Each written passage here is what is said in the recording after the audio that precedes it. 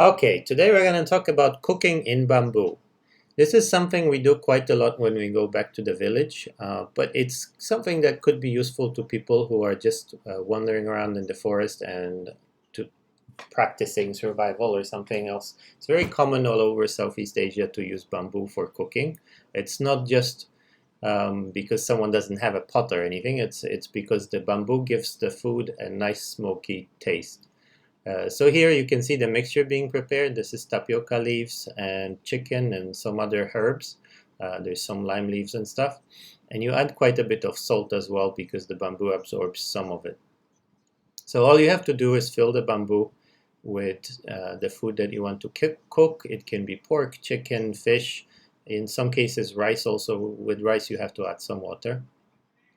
And then you just start a small fire and put the bamboo tubes on the fire, as you'll see here in a second. Make sure the fire is not too hot, not too much flame, and then you just rotate the pipes for about usually about half an hour before everything is cooked. Once there's a lot of steam coming out of the leaves, then you know that it's just about ready to eat. And these pipes are almost done here.